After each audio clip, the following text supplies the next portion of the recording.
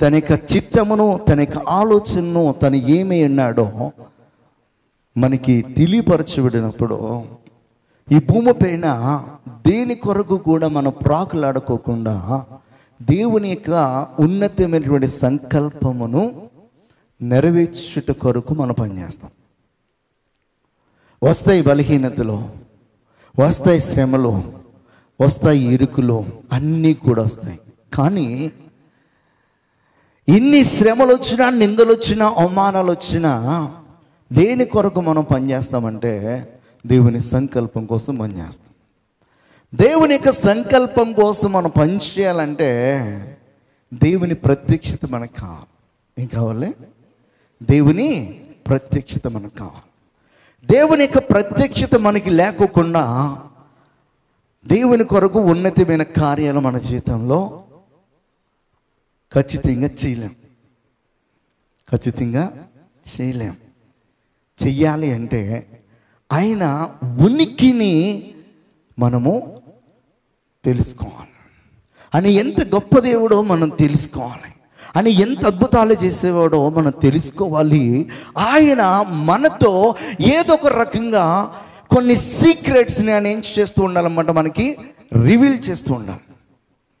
ఎప్పుడైతే ఆయన రివీల్ చేస్తాడో మనం స్ట్రాంగ్గా ఆయనను పట్టుకొని ఇంకా విడిచిపెట్టుకోకుండా ఉండే విధంగా బ్రతకగలన్నమాట. నేను ఈ రోజున ఈ స్థితిలో ఉండడానికి గల కారణము ఒకనొక దినాన వినినటువంటి వర్తమానం బట్టి స్లోగా నాలో కొన్ని చేంజెస్ అనేది వచ్చినాయి. ఈ చేంజెస్కి దేవుడు నాకు చాలా సహాయం చేస్తాడు అన్నమాట. ఎలాంటి సహాయం అంటే, నాకు ఎక్కువగా కళలు అనేది వస్తాయి. కళలు దర్శనాలు. ఈ కళల్లో నేను చూసినటువంటి ప్లేస్లతో సహా నేను ప్రత్యక్షంగా చూస్తాను. నేను చూసినటువంటి వ్యక్తులు కొన్ని సందర్భాలలో ముందు రోజు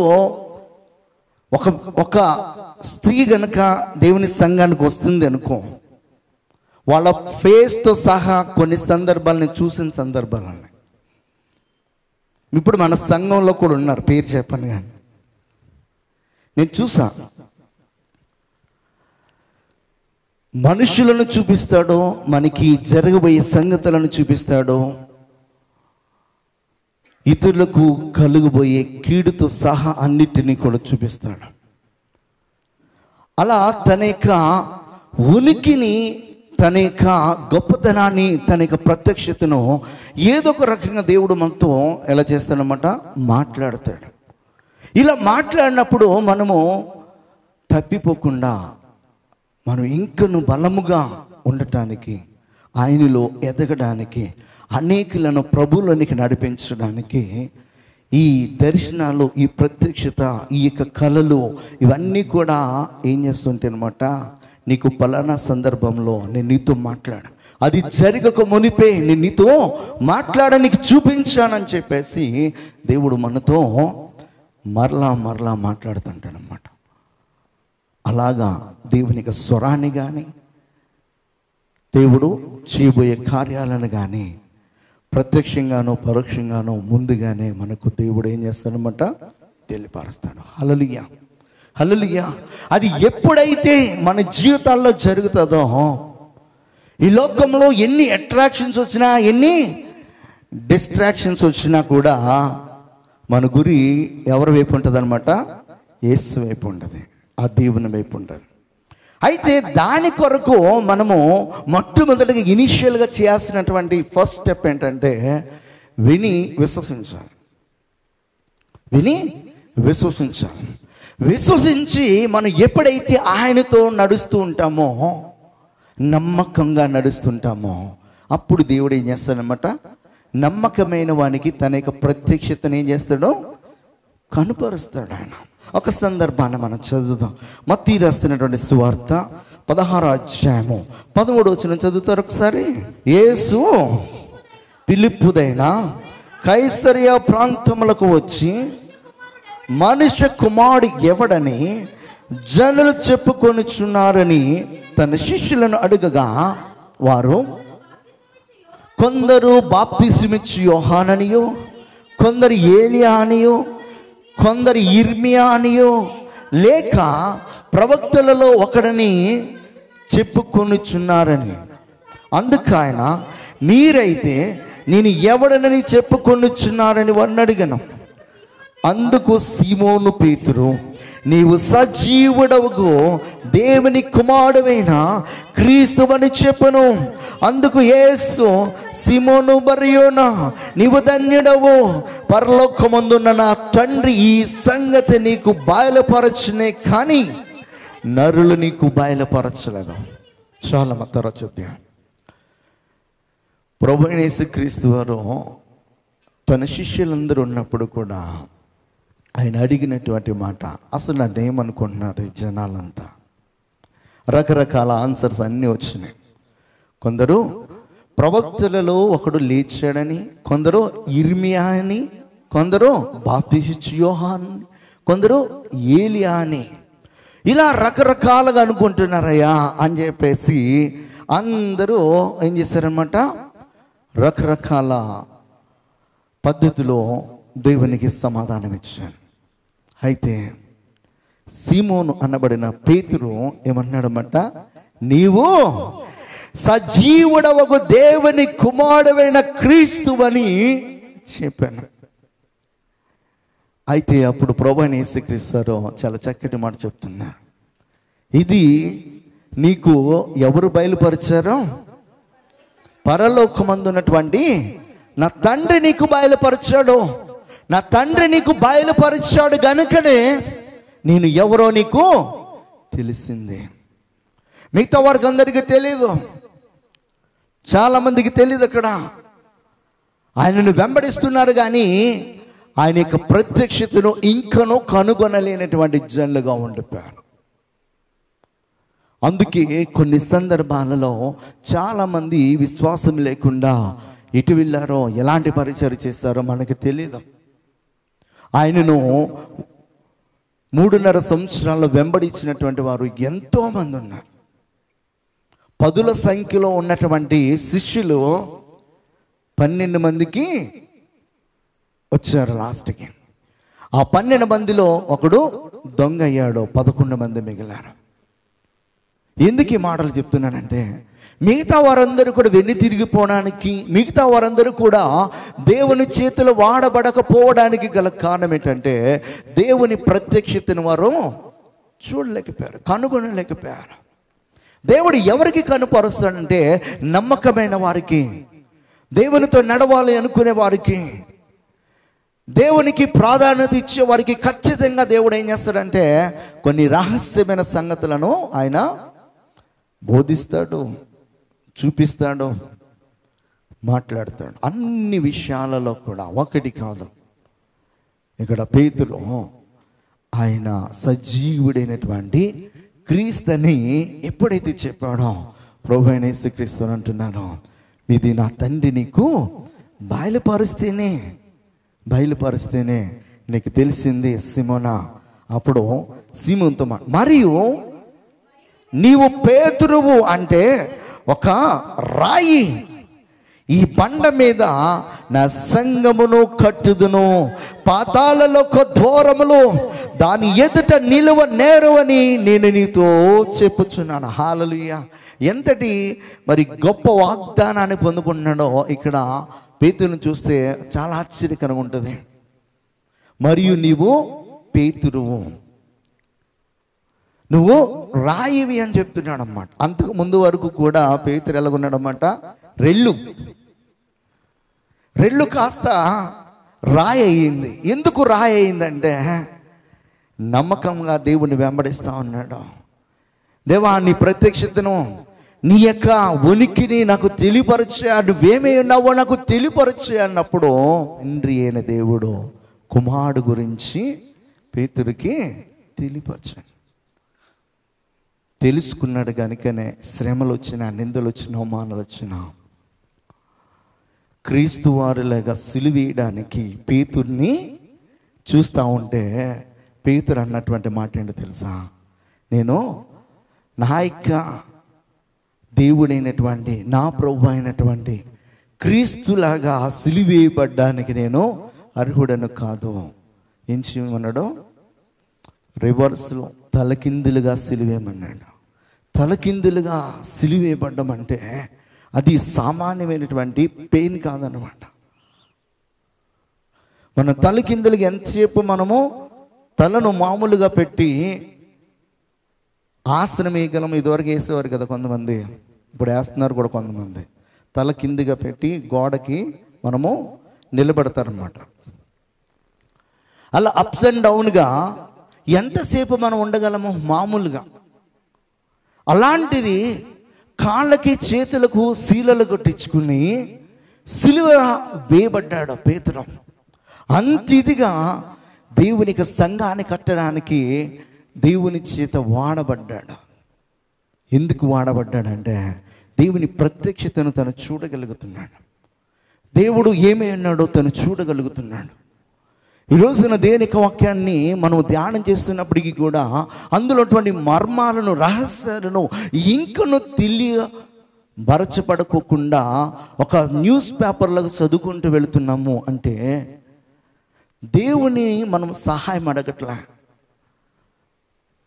నువ్వు బైబిల్ ఎన్నిసార్లు చదివినా కూడా ఎంజాయ్ చేయగలవో ఎప్పుడో తెలుసా? దేవుని సన్నిధిలో ప్రార్థన చేసి, దేవా ఈరోజు నీ యొక్క వాక్యాన్ని ధ్యానం చేస్తున్నా, నువ్వు నాతో మాట్లాడు. నా యొక్క ఆలోచనలు ఎక్కడికి కూడా బయటికి వెళ్ళకోకుండా ఏకాగ్రతతో నీ వాక్యమును నేను ధ్యానం చేయాలి ప్రభువా. ఎన్ని ఇబ్బందులు వచ్చినా, ఎంత స్ట్రెస్ నా బ్రెయిన్లో ఉన్నా కూడా వాటినన్నిటిని కూడా నేను పట్టించుకోకుండా నీ వాక్యాన్ని ధ్యానం చేసే కృప నాకు అనుగ్రహించి అని చెప్పి చదవండి. ప్రతి వెర్స్లో కూడా దేవుని యొక్క గొప్పదనం ఏంటో మనకు తెలుస్తుంది. ఆనందిస్తాం. కళ్ళలో నుంచి కన్నీళ్ళు అలా జారి పడతా ఉంటాయి. అలా జారి పడుతున్నప్పుడు అసలు మనకి అక్కడ ఆ క్యారెక్టర్స్ని ఎలా చూస్తామంటే, ఒక ఫిల్మ్ చూస్తున్నప్పుడు మనకి ఎలాగైతే ఉంటుందో అలా క్యారెక్టర్స్ అన్నీ కూడా మనకి చాలా అర్థమయ్యే విధంగా కనబడతా ఉంటాం.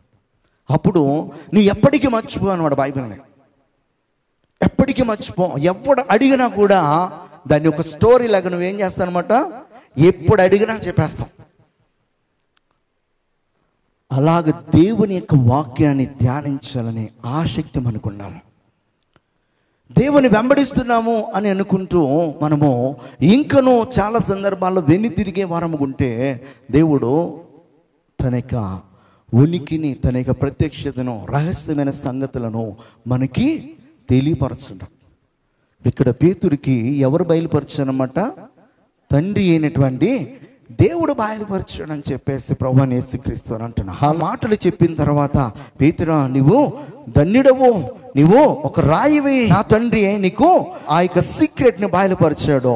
ఈ బండ పైన నా సంఘమును కట్టెదను, పాతాళలోక ద్వారములు దాని ఎదుట నిలువ నేరవని నేను నీతో చెప్పుతాను. పరలోక రాజ్యం యొక్క తాళపు చెవులు నీకు ఇచ్చేదను. నీ భూలోకమందు దేనిని బంధించిదువో అది పరలోకమందును బంధింపబడును, భూలోకమందు దేని విప్పిదువో అది పరలోకమందు ఇప్పబడునని అతనితో చెప్పాను. హల్లెలూయా.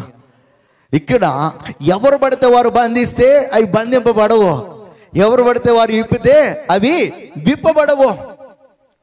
ఇక్కడ పేతురుతో చెప్తున్నాడు అన్నమాట. ఎందుకు పేతురుతో చెప్తున్నాడంటే, పేతురు నమ్మకముగా దేవుని ప్రత్యక్షతను వెతుకుతా ఉన్నాడు. ఈరోజు నా దేవుని చేతిలో నీవు నేను వాడబడాలంటే దేవుని ప్రత్యక్షతను వెతకాలి. మనం దేవుడు మనల్ని దర్శించాలి.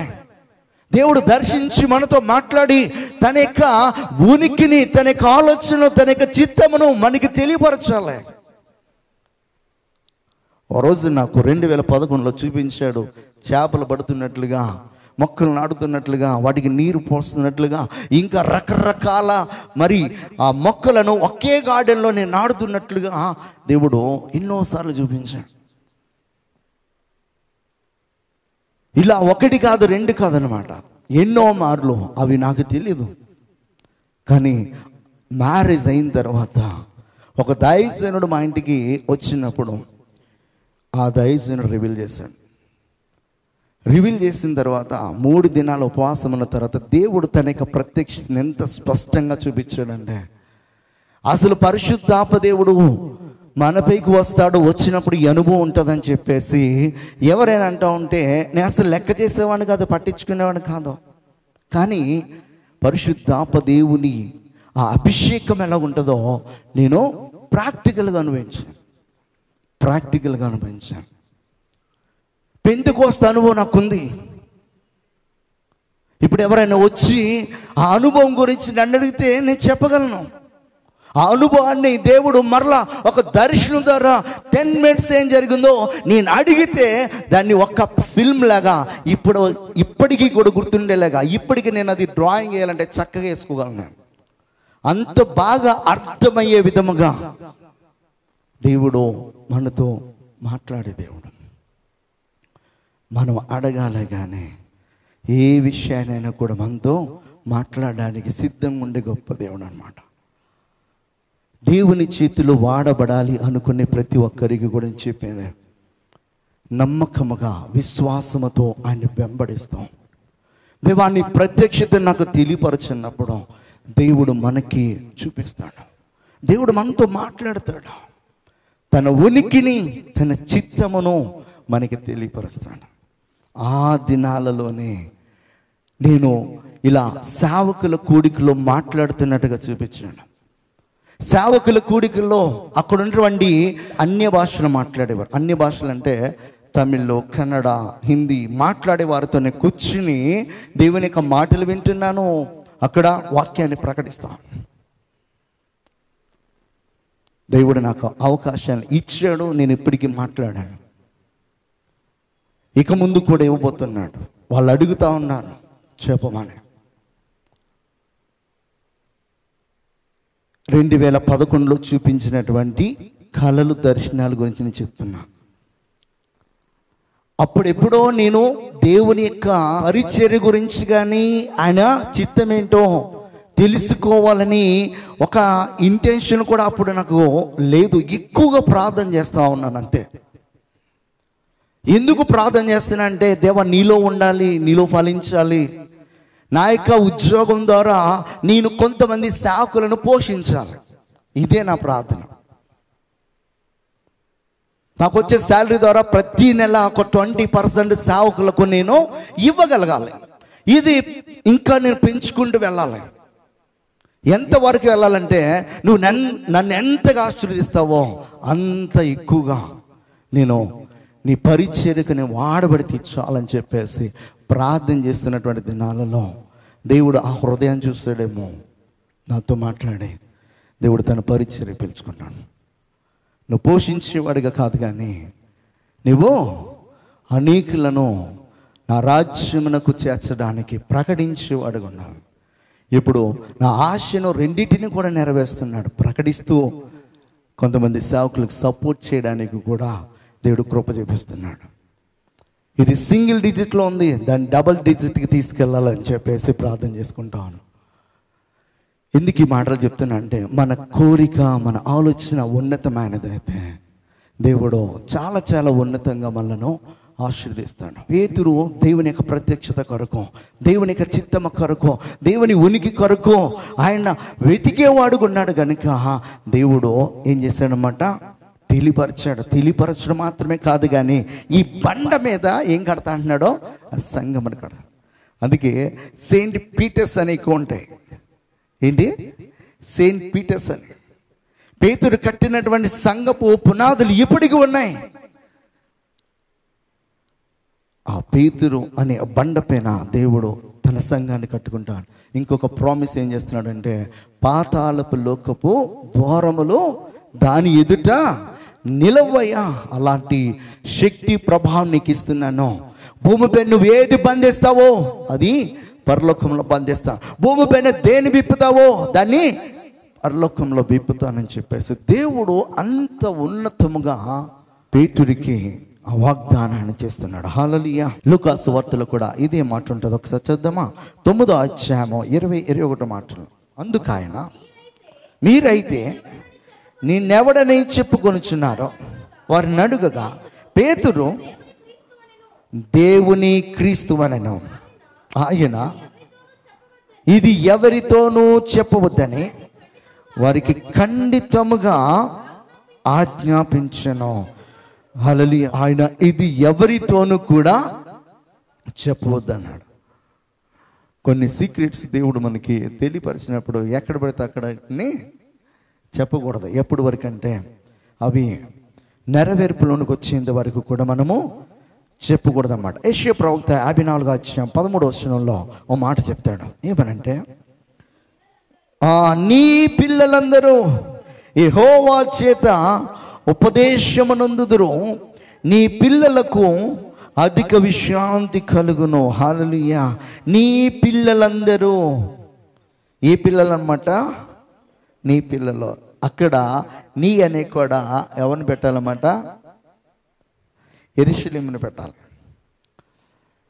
దేవుని సంఘమును పెట్టాలి, ఆయనను పెట్టాలి.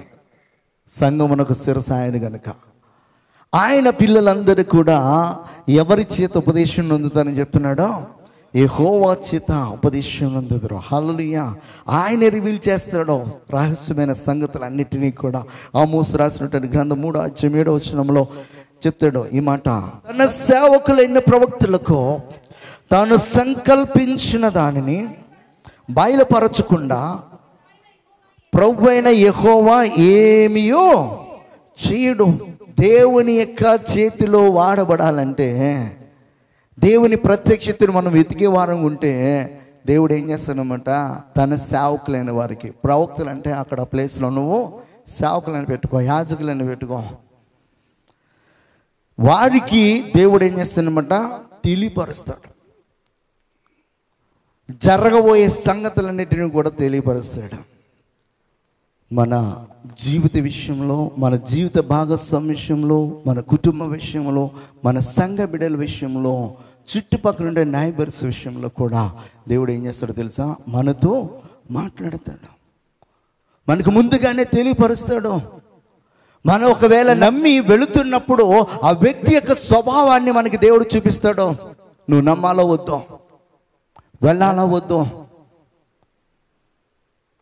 ఇవన్నీ కూడా దేవుడు మనకి బయలుపరుస్తుంటాడు.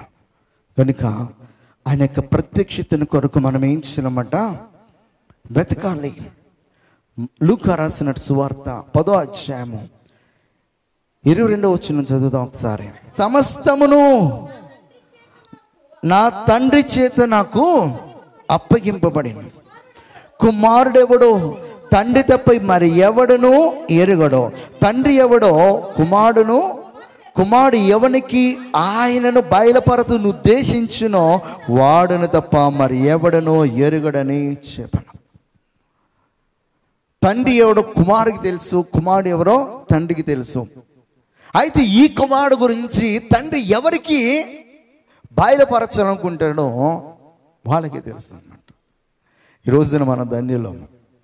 యేసుక్రీస్తుని మనము సొంత రక్షకుడిగా అంగీకరించి ఆయన యొక్క సన్నిధిలో ఉన్నామంటే మనకి ఆ యొక్క కృపను ఎవరు అనుగ్రహించారన్నమాట? తండ్రి అనుగ్రహించాడు. తండ్రి ఆకర్షించుకుంటేనే కానీ తప్ప ఎవడు కూడా ఎక్కడికి రారనమాట? కుమారుడు ఎద్దుకు రాలేరంట. తండ్రి ఆకర్షించుకునే విధంగా మనలో ఏ అందం ఉంది? సత్క్రియలనే అలంకరణ ఏమైనా ఉందా? విశ్వాసమా? ఇంకా ఏమున్నాయో మనకైతే స్పష్టంగా కొన్ని తెలివిగానే దేవుడికి తెలుసు. హల్లెలూయా, హల్లెలూయా. కనుక ఇక్కడ తండ్రి బయలుపరిచాడు ఎవరికి? పేతురికి బయలుపరిచాడంటే పేతురు వెతికాడు. వెతక్కోకుండా ఏమీ కూడా దొరకదన్నమాట.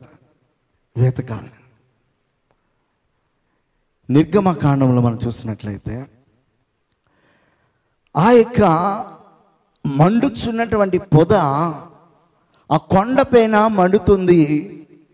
అది ఆ పొగ అనేది వస్తూ ఉంది. చాలామంది దాని దగ్గరికి వెళ్ళడానికి సాహసం చేయట్లా. మీరు 10 Commandments మూవీ చూసినప్పుడు అందులో మోషే యొక్క భార్య పేరేంటి? బయట కూడా అదే. హల్లెలూయా. అయితే సిప్పోరా మోషేతో మాట్లాడుతూ ఏమంటదంటే, ఒక రోజున అడిగాడు, అక్కడ చాలా దినాలుగా ఆ కొండ పైన మంట వస్తుంది, పొగ వస్తుంది, అది ఆరట్లేదు. దీని గురించి ఏమంటాం అంటే అది దేవుని పర్వతము, దేవుని పర్వతము. అది మనము వెళ్ళకూడదు ఆ పర్వతం మీదకి. ఆ మూవీలో ఆమె మాట్లాడద్దు. అయితే ఇక్కడ ఎన్ని ఉండవు కనుక నేను మామూలుగా చెప్తున్నా. హల్లెలూయా. అయితే ముందుగా తను విని ఇదేంటో గొప్ప వింతగా ఉందే, అసలు ఇదేంటో తెలుసుకుందాం అని చెప్పేసి ఏం చేసాడమంట, ఆ కొండ ఎక్కడం ఆరంభించాడు. అందరూ సాహసం చేయరు. కొందరు విన్న తర్వాత ఏం చేస్తారన్నమాట, మనకి ఎందుకులే అంత భక్తి, మనకి ఎందుకులే అంత సాహసము, మనం చేయటం ఎందుకులే అని చెప్పేసి అనుకుంటారు. అయితే మోషే అలా అనుకోలే. నిర్గమకాండంలోకి వెళ్దాం. ఇప్పుడు 3వ అధ్యాయము మొదటి నుంచి చదువుదాం. మోషే మిద్యాను యాజకుడైన యిత్రో అను తన మామ మందను మేపుచుండెను. ఆ మందను అరణ్యము అవతలకు తోలుకుని దేవుని పర్వతమైన హోరేబుకు వచ్చెను. ఆ పర్వతము ఆల్రెడీ ఏం పేరుంది? ఆ పర్వతానికి ఏం పేరు? దేవుని పర్వతము. అంటే దేవుడు తన యొక్క ప్రత్యక్షతను కనుపరిచే పర్వతం అది. అయితే చాలా మంది ఆ ప్రత్యక్షతను మన కన్నులారా చూద్దామని చెప్పేసి వెళ్ళారా? వెళ్ళలే. మోషే విన్నాడు. వినిన తరువాత మనం తెలుసుకుందాం, దేవుని పర్వతం మీదకి వెళ్దాం అని చెప్పేసి తను వెళ్ళడం ఆరంభించాడు. ఒక పొద నడిమిని అగ్ని జ్వాలలో యెహోవా దూత అతనికి ప్రత్యక్షమాయెను. అతడు చూచినప్పుడు అగ్ని వలన ఆ పొద మండుచుండెను, కానీ పొద కాలిపోలేదు. అప్పుడు మోషే ఆ పొద ఎలా కాలిపోలేదో నేను ఆ తట్టు వెళ్ళి ఈ గొప్ప వింద చూచెదను అనుకొని దానిని చూచుటకు అతడు ఆ తట్టు వచ్చుట యెహోవా చూచెను. దేవుడు ఆ పొద నడుము నుండి మోషే మోషే అని అతన్ని పిలిచాను. అందుకు అతడు చిత్తము ప్రభువా అనెను. ఇక్కడ కొంత డీటెయిల్స్ ఈయన ముందుగానే తెలుసుకుని వెళ్ళాడు. తెలుసుకుని వెళ్ళకపోతే ఎవడు రాను అనేవాడు. ఎవరిలాగా? సౌలులాగా. సౌలు దమస్కస్సునకు వెళుతున్నప్పుడు దేవుని యొక్క ప్రత్యక్షత సౌలుకి కలిగింది. ఆ కలగ్గానే గుర్రం వేసి పడిపోయాడు. కళ్ళన్నీ కూడా బయలు గమ్మేసిన, ఏం కనపడట్లే. స్వరం ఒకటి వినపడుతుంది, సౌలా సౌలా సౌలా నువ్వు నన్నేలా హింసించుచున్నావంటే ఎవడరా నువ్వు? అక్కడ అదే ఉంటుంది మాట, అవునా కదా? అపోస్తుల కార్యముల గ్రంథాల్లో చూద్దాం ఒకసారి. అందుకు నేను నీవెవడవని అడిగినప్పుడు ఆయన నీవు హింసించుచున్న నజరేయుడగు యేసును అని. అది ఈయన గారికి ఎవరి గురించి డీటెయిల్స్ తెలియదు అనమాట, యేసు గురించి.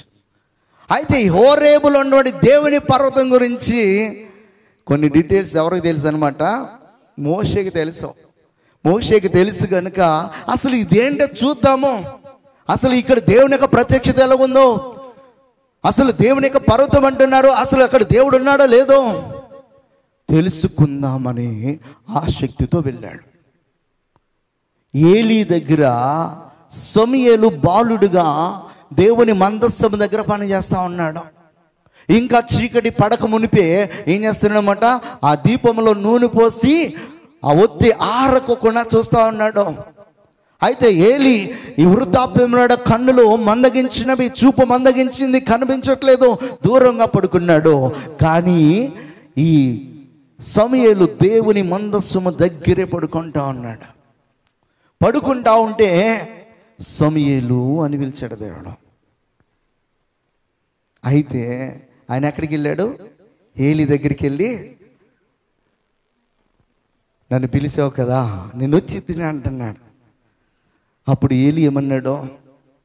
నాయనా, నేను నిన్ను పిలవలేదు, పోయి పడుకో అన్నాడు.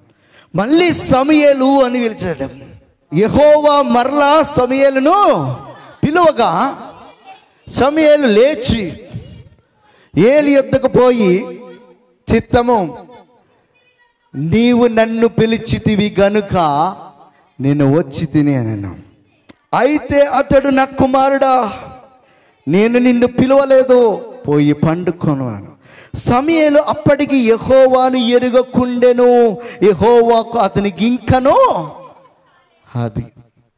ఇంకనో దేవుని యొక్క ప్రత్యక్షత ఎవరికి లేదనమాట, సమూయేలుకు లేదు గనుక దేవుడు పిలుస్తున్నప్పుడు దేవుని స్వరమని గ్రహించుకోకుండా అక్కడ ఉన్నది ఏలి అనుకుని ఏలి దగ్గరికి వెళ్తా ఉన్నాడు.